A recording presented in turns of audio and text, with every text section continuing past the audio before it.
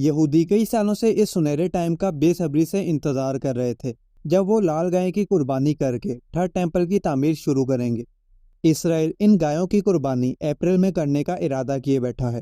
کافی لوگوں کو لگتا ہے کہ یہ گائے وائے اور تھرڈ ٹیمپل جیسی کوئی چیز نہیں، یہ صرف باتیں ہیں، لیکن یہودی لوگ اس مقصد کو لے کر بہت سیریس ہیں۔ یقین نہیں آتا تو یہ ویڈیو دیکھ لیں۔ This is not a publicity stunt, What do you mean? meaning this is something you take very seriously. Harry Potter is a good story. The Bible is not story. The Bible is a way of God to lead us. یہودیوں کا third temple کا خواب اب ان قریب پورا ہونے والا ہے۔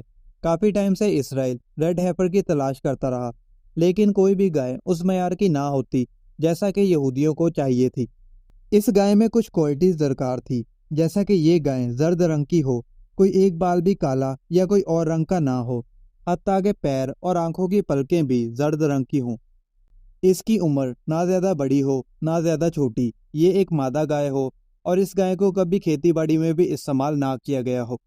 یہ ساری کوالٹیز والی گائیں تلاش کرنا یہودیوں کے لیے کافی مشکل تھا۔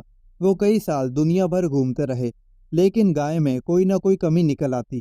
پھر آخرکار وہ دن آیا جس کے لیے یہودیوں نے دن رات ایک کیا ہوا تھا، یعنی امریکہ کی اسٹیٹ ٹیکسس سے یہودیوں کو ریڈ ہیپر مل گئی، جس میں وہ ساری خوبیاں تھیں جس کی وہ کھوج میں تھے۔ اسرائیل نے بھاری رقم ادا کر کے یہ گائیں امریکہ سے خریدی ہیں۔ اب جب یہودیوں کو یہ گائیں مل چکی ہیں تو انہوں نے اسے قربان کرنے کے لیے اپریل کا مہینہ مقرر کیا ہے۔ یہودی اس گائے کو مسجد اقصیٰ کی طرف منہ کر کے قربان کریں گے اور پھر وہ اپنے ناپاک ارادوں پر عمل کرنا شروع کر دیں گے۔ یعنی مسجد اقصیٰ کی جگہ وہ تھرڈ ٹیمپل بنانا چاہتے ہیں جہاں جھوٹا مسیح دجال تخت پر بٹھایا جائے گا، اور اگر ایسا ہوتا ہے تو یہ قرب قیامت کی سب سے بڑی نشانی ہوگی۔ یہودیوں کے لال گائیں قربان کرنے اور تھرڈ ٹیمپل بنانے سے دنیا میں ہلچل مچ جائے گی۔ یہ دنیا کی سب سے بڑی جنگ آرماگیڈن کی وجہ بھی بن سکتی ہے، کیونکہ مسلم کنٹریز کی نظر میں مسجد اقصیٰ کی بہت ویلیو ہے۔